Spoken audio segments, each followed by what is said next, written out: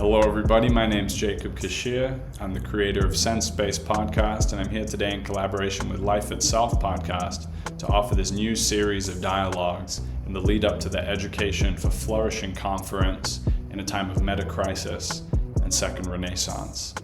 This is a conference taking place at Harvard University on May 2nd. It's a first of its kind conference, and I'm really excited to be involved. Today I'm going to be joined by Boaz Feldman, the co-organizer and creator of the conference, to get a deep and broad overview of education and the transformative possibilities for education in the context of Metacrisis and Second Renaissance.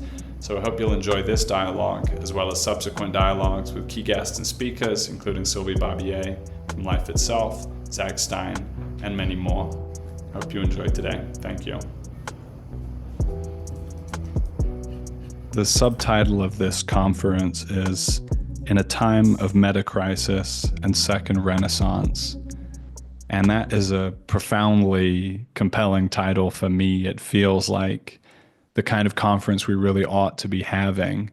And so when I saw the title of this conference and I saw that it was being held at Harvard Graduate School of Education, it was profoundly encouraging because it symbolized for me a conversation that's been developing for years and years and years between incredible scholars and sense makers outside of institutions often, and one of the premier institutions of education in the Western world.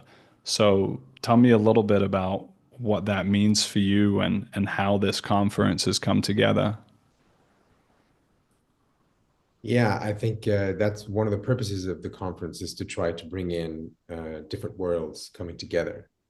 And my meditation teacher, Sayadaw Tijaniya in Burma, would describe and define wisdom as the ability to hold multiple perspectives simultaneously, from mostly an intrapsychic perspective, so within ourselves, to be able to see things. And in a way, I think this conference helps us to build and think of what is a wise society. How do we think about education to create such a wise society, where we can bring in many different perspectives. So I, share with you kind of the meta-modern bubble, and then also in academics. So sometimes in institutions, there's this kind of bubble-like quality, especially with the disciplinary silos. And then there's practitioners and policymakers that also are going to be invited in this space. So really looking at thinking deep and wide, and then looking to see how that looks like a little bit, or at least parts of some of the ideas we have for flourishing are being applied on the ground, and some perspectives for change making at a more sort of governance and policy level. So it's quite a broad range of folks and disciplines coming together. And that feels like it's exciting, specifically on this topic, which I'm not sure there's been a conference on internationally at this stage. So looking to see how we can move the ball forward. No, I think that's right. It does seem to be a pioneering moment, and from my perspective, incredibly timely. The notion of polycrisis or metacrisis that you speak to is something that has been maybe a little bit inaccessible or not well understood until quite recently, but most people now are actually experiencing metacrisis, and they're experiencing a lot of reverberations. They're experiencing breakdown of institutions, increased polarization, breakdown of communication across generations, across different aspects of society, a difficulty in discerning and articulating what is true, or even knowing what to prioritize. And it begs the question of us, like, what should education even be for in a world that's changing so much? And I want to just anchor back to one of the speakers, Dr. Zach Stein, who I just have a lot of love for and has done some beautiful, beautiful work over the last few years, particularly, his work, Education in a Time Between Worlds.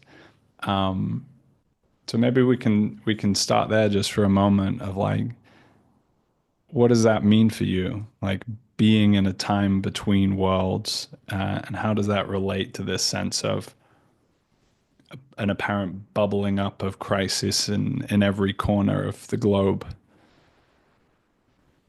Yeah, so I think you described that part quite well, which we can term as the polycrisis, like escalating ecological breakdown, growing inequality, meaning crisis, social polarization, and the qualitative difference. And in a way, one of the key points and one of the reasons why we're using metacrisis as a term in the conference is that our sense is that there are core views and values that are at the root of these civilizational issues. And there's a long history that has led us to this point. And it's not, some sort of techno-idealist quick fix or some, very ingenious sort of business venture that's going to be able to turn things around. I mean, this is such these are such big issues individually and then collectively, that our invitation in this conference and also our thought process in naming it the Second Renaissance is how we've framed the term, which has its limitations, but is to work on what are the core values and what are the core views that have led us to this point. Thinking about, these different cultural stages, pre-modern, modern, postmodern, and metamodern, and then finding out, what are some of the ways in which these are being translated and applied in the field, in a way that includes this reflection on ontology. So ontology is going to be one of the key pieces that we'll touch on in the conference, and hopefully broaden our perspectives as to what is real, what we are as humans, what is our purpose on this planet. And in a way, it's a very challenging time because of all of the rapid changes and these challenges that are occurring, but it's also a very exciting time. So another way to frame it is that the time between worlds is, we are at the cusp of breakdown or breakthrough, as Thomas Bjorkman describes. And so as we think about this particular time as a bifurcation point, what is going to allow us to move towards more of a breakthrough? My sense is that there is probably going to be some level of, there is already happening, some level of civilizational collapse.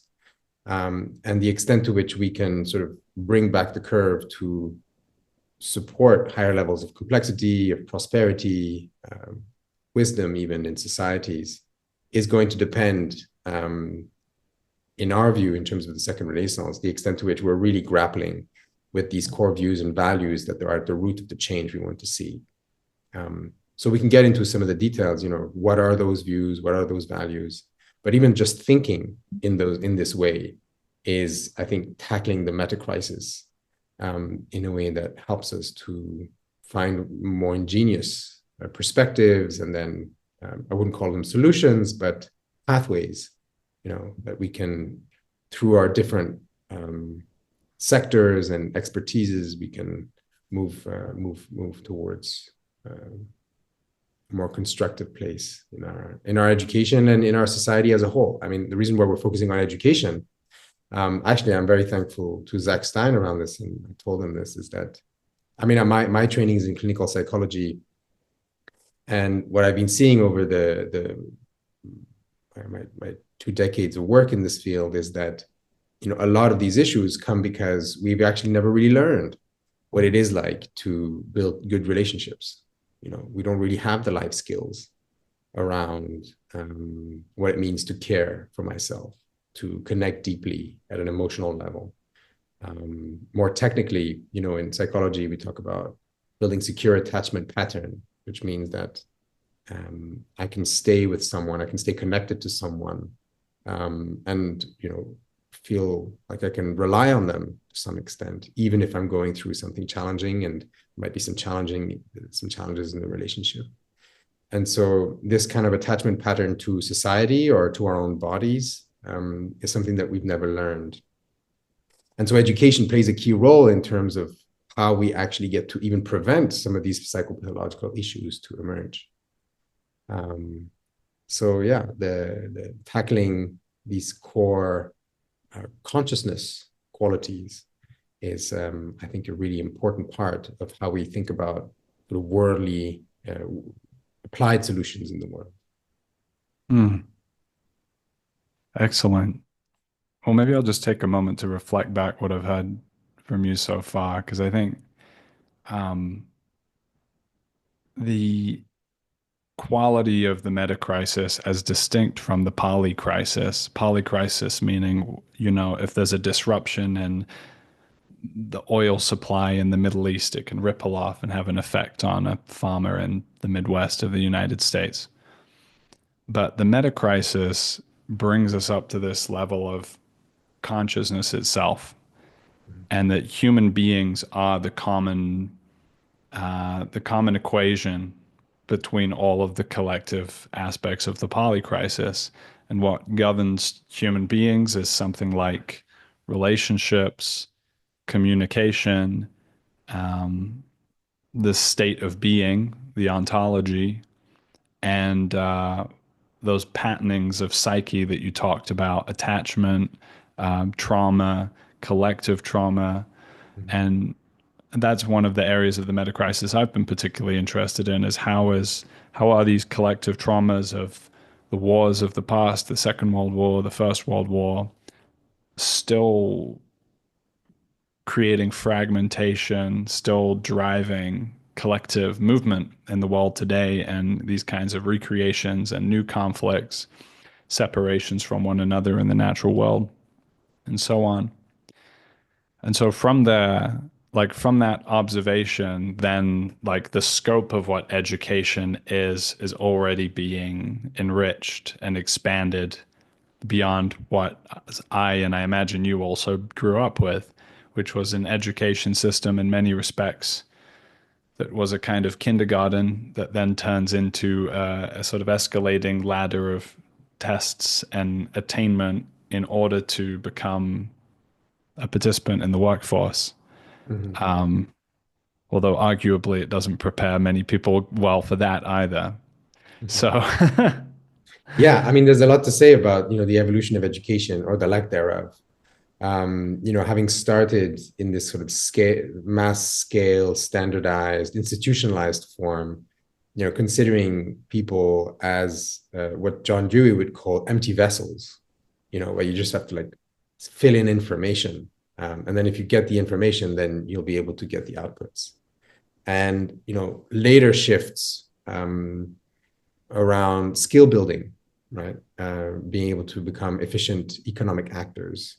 And now what we're looking at, or at least one of the things I'm advocating for and sort of inviting reflection around in this conference and more broadly, is education as transformation, where, we can have the tools to become alchemists of our inner experience, of the ways in which we can become creative agents in the world that supports a sense of empowerment and meaning making, while there's of course some kind of contribution to a positive change or positive input into society, and that's a very different outlook than getting a job and having money, right? There's a lot more sort of psychological complexity to it, and one of the reasons why I think this is very timely and in a way kind of the breakthrough kind of moment is that with things like AI and other sort of huge shifts in the way in which the world is working,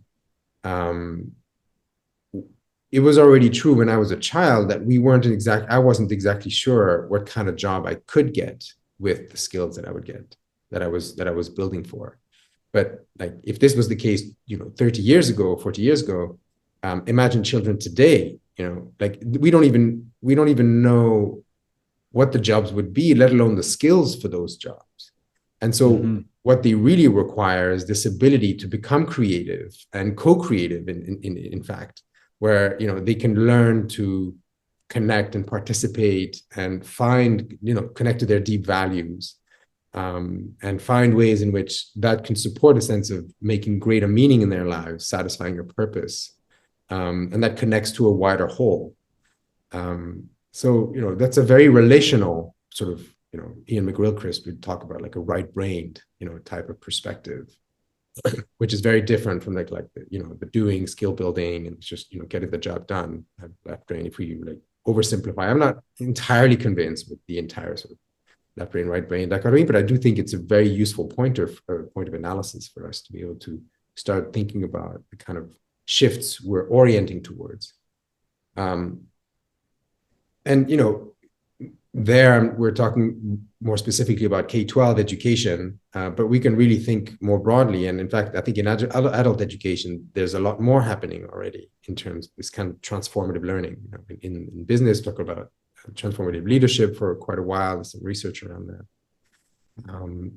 and ways in which we can become vehicles for meaning making in our lives by connecting to these inner qualities and cultivation of these capacities of mindfulness and compassion and all sorts of other creative arts that could be helpful. But that's, the arts have been looked down upon in academia and in school in generally. And if I think of France, for example, there's nearly no funding left for the art school, and barely any recognition. So it's all about STEM and this just veering towards sort of left brainy type of competencies. So this is quite a wide shift in rebroadening, and that's why we call it kind of a second Renaissance as well. If we think about, it's not the only reason, but if we think about the Renaissance, as this kind of rediscovery of Greek wisdom, and then the opening up of the arts, which then have all these ripple effects in terms of how we think and romanticism and such. In line as well with, of course, the Enlightenment and the very strong industrial revolution values. There's this kind of constant tension between these different dynamics, and we've sort of maybe veered a little bit too much again towards the techno-industrialist way to think about things, which is going to solve climate change, it's going to solve polarization, it's going to the industrial revolution is what's gotten us to this place, right? And so to think that we can solve these issues with these same tools is a huge issue. And so in this conference, we're again looking to broaden perspectives, to bring in, it's not that we want to lose those. I mean, there are definitely things to do in tech, and there are definitely ways in which we can, use some of our genius from the development of where we are in industry and infrastructure to navigate some of the challenges. But we also need to think about what's the role of the arts? What's the role of intuitive contemplative traditions? And my sense is they have a lot to contribute. I mean, I am also biased, coming from my background as a Buddhist monk initially, and having spent quite a bit of time in silent retreat. But thankfully, even in the sciences today, there's a lot more recognition around how these practices can contribute in positive ways. So yeah, this is I think an important step. Yeah, I really appreciate you bringing the second Renaissance piece in there. I think what it drew to my attention was first the role of the Greeks, and that sense that I've been delving into Socrates a lot recently. I've been fascinated with dialogos for years and years, but I'm only now coming to know Socrates more closely. And that sense of the soul as really at the core of educational and personal development for the students of Socrates, and the role of the philosopher is tending to the development of the soul. And so I've been really struck by that idea as something that can replenish and become a new basis for how we understand education through life, which is not simply skills to attain this or skills to attain that, but it's like, what is the fulfillment of my soul's journey look like? And how are the challenges that are showing up at this time actually can be interpreted in such a way that they are part of my soul's curriculum right now? And as you say, like specializing for certain skill sets is not going to be adequate when the environment is actually changing so quickly, and we're already on the sort of exponential, like riding up the roller coaster, like right now, moving up. And so the landscape even in 1 to 5 years, is going to be really, really significantly different and significantly disrupted. Yeah, and one of the ways, that I think is also in a way education, I think, is lacked, and could really benefit from being reoriented around is values. If we think about education of the soul and asking these deep philosophical questions about what am I, and what's my purpose. Values-based education, ethics. Like we are also where we are, and AI is such a danger because we're precisely not thinking enough, bringing enough constraints around what are the ethical values that will actually enrich humanity and education as such. Or maybe we are, but in a very sort of neoliberal perspective, with macro homo economicus perspectives, and profit seeking and click maximizing, and bringing about a deeper reflection around these values and clarifying these values is going to allow us to be find more coherence and find more, let's say, creative ways of making meaning as things are constantly changing, because we're kind of co-creative with our reality, rather than having this skill set, that's kind of a fixed thing applied to another fixed thing in the world. That's less and less the case, with this more rapid pace of change. So bringing all these things together, the risks that are there with AI, does offer us this opportunity to see actually what is it that we really care about. Like these are really important questions, and then to make certain choices. And that's why we want to bring policymakers into the conversation and practitioners. It's like on the field, what does it look like to be able to orient a university or university program, or K-12 education spaces, or adult development spaces that has a particular emphasis on values, and values that are going to be supportive towards, the civilizational resilience. I think these are some key questions, that we could, if we address, then we can make, I think, important, positive changes to respond to what's going on.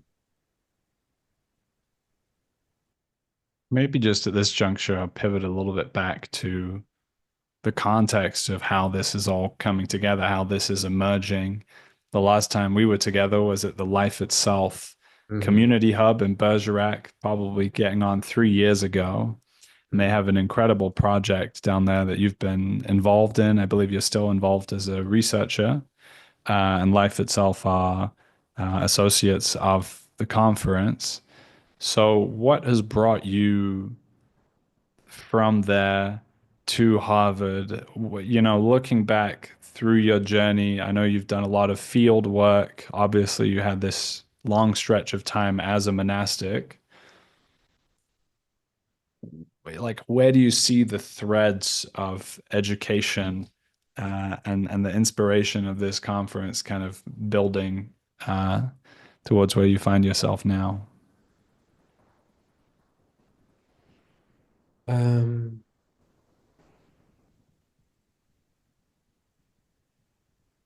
mean, I guess you're asking a little bit about my background and how did I end up in this space. So although I spent many years in silent practice in retreats and things, I only did that for a short period as a monk, and then I did it as a layperson in meditation centers and monasteries.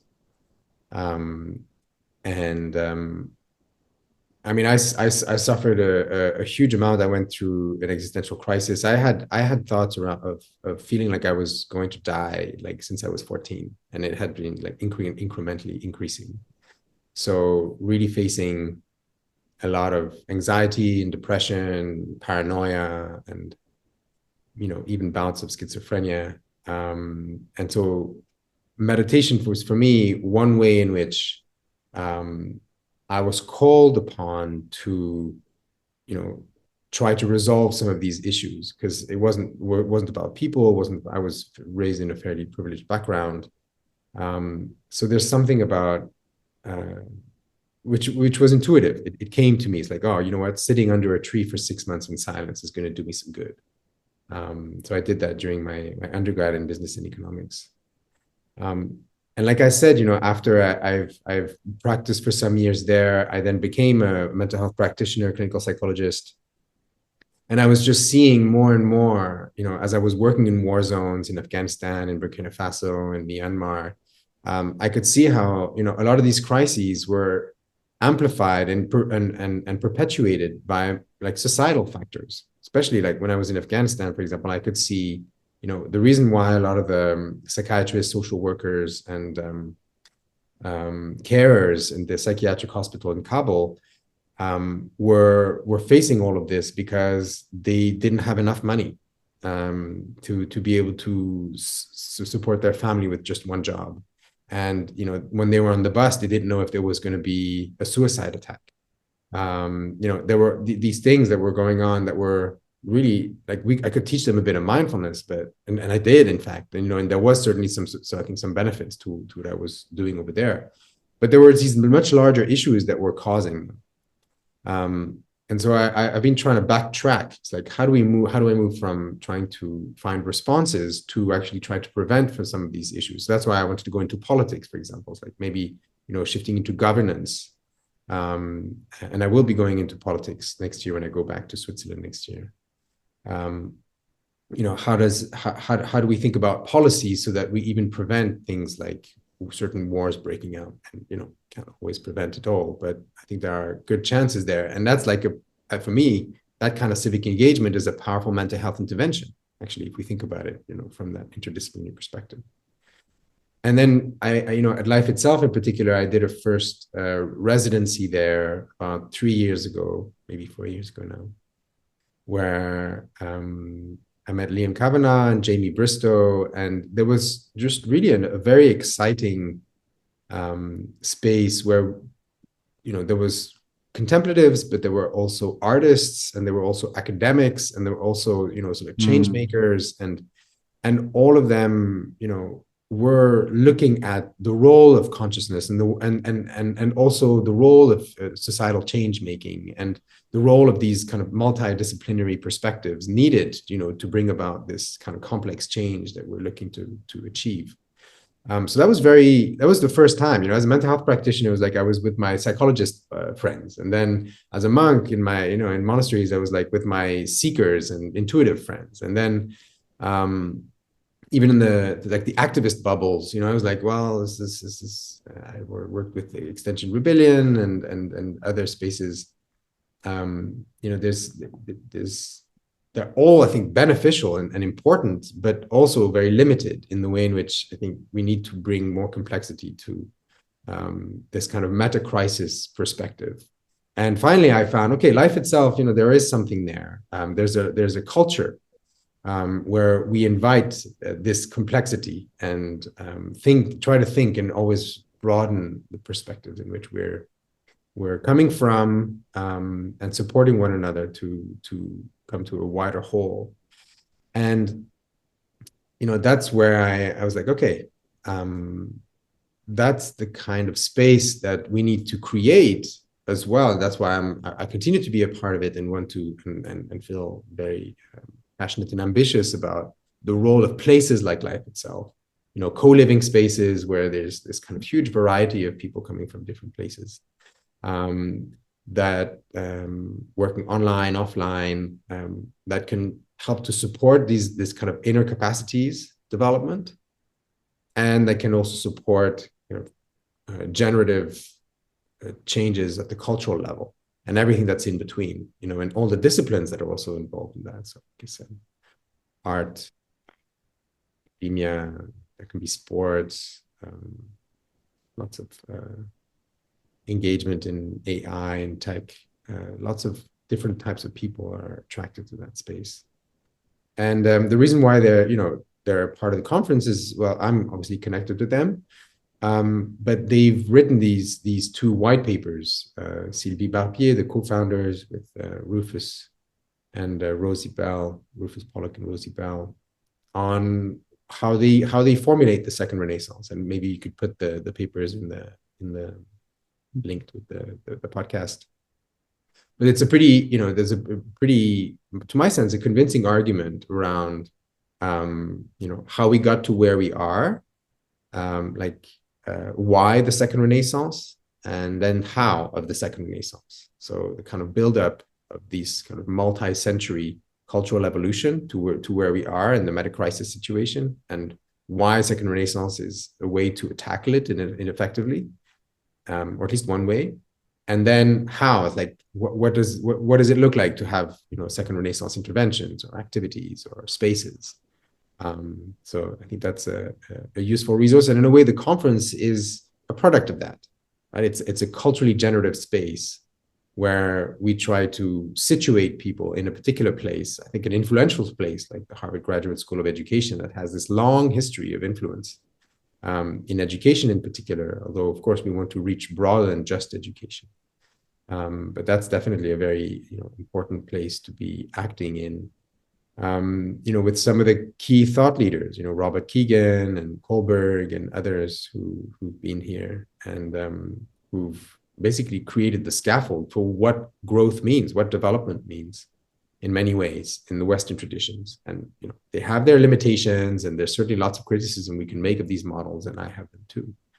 But I think there's something there that's exciting about bringing this kind of institutional influence with these kind of small bottom-up, attempts to bring about a change from a Second Renaissance perspective. Yeah, wonderfully put. And I could definitely see in how you were describing life itself, that kind of Renaissance spirit.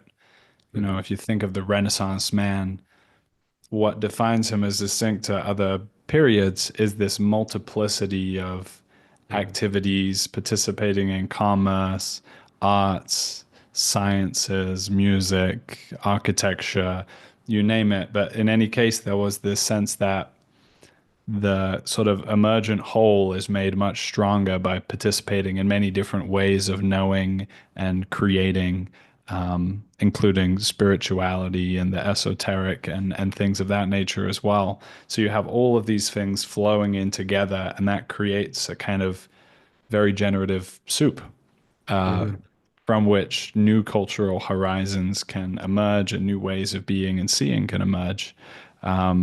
And it seems the case that that's not going to happen with just siloized and compartmentalized inquiries into small pieces of the meta crisis. We have to almost feel it and see it and come to build that collective vision together by bringing all these different dimensions together to meet. So it's enormously promising in that respect. Yes, and as you describe it there, I just want to say also, we have one day of conference,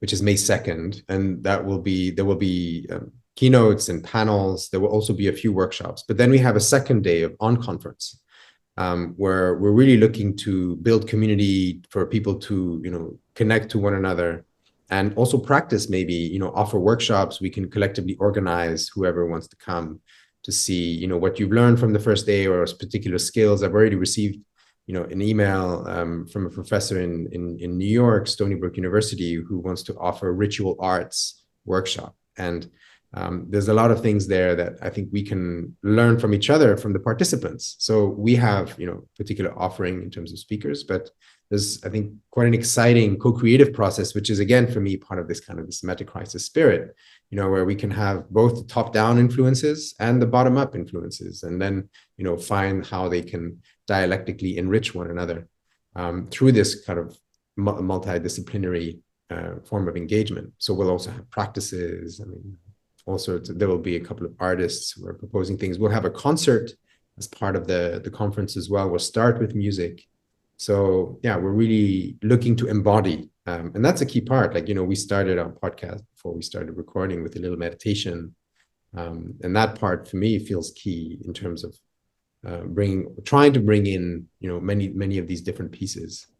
The tricky, of course, is when you move into action, there does need to be a narrowing down into certain metrics and certain perspectives and certain way of simplifying how it looks on the ground. But at least, if in the early stages of engineering or designing in terms of education or any other venture, there can be kind of this breadth of perspective. And then there can be conscious choices as to why we narrow down on this particular area and what are we leaving out and what are the consequences of that will be. Then I think, that's the kind of generative intervention that we're looking to propel from this conference as well, so that, there can be kind of a broad initial base, and then we can move into action and even create projects together, like on the second day and beyond, as we look to keep this community sustained through time. That there can be some more specific actions based on people's interests and passions. Beautiful. And, I often find with these conferences, they are like super containers, and you never know what kind of elegant hidden connections are going to be made between people there and how those will fork off. And, I've come away from conferences where I've had future mentors, collaborators, and fiancés, and, I didn't know any of it at the time. So, Fantastic. I wonder if there's anything else to add for people, and just in terms of the logistics of the day and how to participate. I know the tickets are very affordable. I believe there's also some scholarship available. Is that correct? And anything else to include on how people can get involved? So yeah, the tickets are going to be very affordable. This is not a profit venture. We're just looking to cover costs for people who are coming to speak. Yeah, there's an opportunity for us to co-create something on the second day. So, if you're hearing this and you have interest in proposing a workshop or helping to organize in terms of, how we can best support people in logistics, then do feel free to write to us. There's my email on the website. I think you'll give the website address on the podcast notes. And the ticketing will probably be open by mid-March. We have a pre-registration right now, so if you're interested, you can pre-register, and we can keep you up to date when the tickets open. We have some early bird period where you can get cheaper tickets, and then we have the full fee. But even at the full fee, I think we're looking at like $100 if you're not a student and if you don't qualify for any of the reduced prices. So it's incredibly affordable in relationship to what we'll offer, because there'll be a concert, there'll be free food, and a second day where I think we're going to have a lot of fun. Maybe one last thing to add is that, while there often is a lot of excitement and passion and sort of broadening of the minds, and lots of people coming together with these great events like this one, we're looking to actually support the building of a community through this event. Like, I'm now the European director for the Harvard Alumni for Education, and I'm looking to do another conference like this in Europe next year. So hopefully there will be a continuation of these events, and between events, we can also learn and find ways to keep the community stimulated and broadened, and support interventions, and that means, maybe having practice groups. Maybe that means, having people coming together and write papers. Maybe that means, having a startup, like they could look, coming together to play music. There could be all sorts of things that we'd like to promote and support as a way to integrate also the goodness from this conference, so that, we don't just have like high level event and then just sort of scatters around, but it's through this sort of community building and collective action, that we can make sustained and meaningful change. And so if we all sort of, vibrate, it doesn't have to be the same, can have very different ideas in terms of how we consider the meta crisis and such. But if we are able to have these discussions on these themes together, then I do think that in and of itself, I think that with projects, I think that's a meaningful way to actualize and to embody the change that we're looking to create. So it's not just conversation. Yeah. Beautifully put, Boaz. Yeah, that is an absolute shortcoming of many, many academic conferences. So I'm glad to hear that you've sort of studied the problem long enough to see how to make this really a conference that's held in the spirit of a second Renaissance. And so I'm super, super stoked to be there'll be a supporting lot to this. learn. We'll make mistakes, but we really wanted to be focused on people and community, and how do we support people coming together, connecting together, finding meaningful ways in which they can interact beyond the particular 2 days there. Yeah. Right. Well, I hope to see everybody who's watching this at Harvard on May 2nd. I'm looking forward to giving you a big hug in person, Boaz. So yes, are you coming for sure? I wasn't. well, I haven't booked my flight yet, but I'm locking in as we speak. Yeah. Okay. Yeah. So, super, super stoked. So yeah, it's going to be beautiful and honored to have this dialogue with you. And I anticipate there will be more to come. So thank you. Well, thank you for doing this, Jacob, and all your support. I know you've proposed to put in a lot of time, to help us with the conference, and I look forward to being able to bring more speakers and have ways to keep the conversation going on your podcast. Thank you, Boaz. Until next time. Till next time.